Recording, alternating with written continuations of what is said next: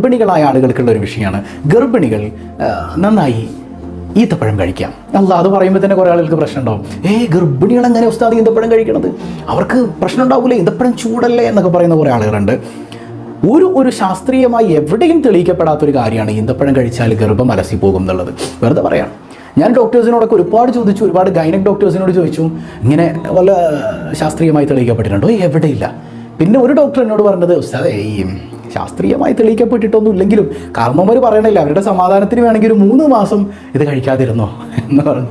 ആയിക്കോട്ടെ, അപ്പോൾ നമ്മുടെ കാരണവന്മാരൊക്കെ എതിർക്കുന്നുണ്ടെങ്കിൽ ഒരു 3 മാസമൊക്കെ, 3 മാസം നമുക്ക് ഇത്തിരി സൂക്ഷിക്കേണ്ട പീരീഡാണ്. വേണ്ട, അത് കഴിഞ്ഞിട്ടുള്ള ബാക്കി സമയത്ത് നിങ്ങൾ കഴിച്ചോളൂ. എന്താണ് മോഡേൺ സയൻസ് പറയുന്നത്? എന്താണ് അത്?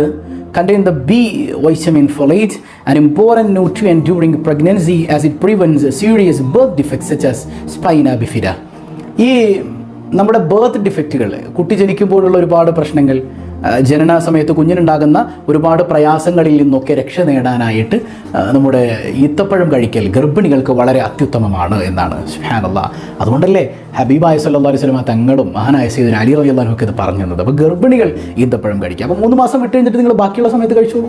ഈത്തപ്പഴം ഇടയ്ക്കിടയ്ക്ക് കഴിക്കുക എന്നുള്ളതാണ്. നല്ല ഈത്തപ്പഴം വാങ്ങി കഴിക്കുക. പലപ്പോഴും നമുക്ക് വരുന്ന ഈത്തപ്പഴത്തിൽ ഈ ഷുഗറൊക്കെ മിക്സിംഗ് ഉണ്ടെന്ന് തോന്നുന്നു. അത്ര മിക്സിംഗ് ഒന്നും ഇല്ലാത്ത നല്ല ഈത്തപ്പഴം വാങ്ങി കഴിക്കുക എന്നുള്ളതാണ്. ഓക്കെ.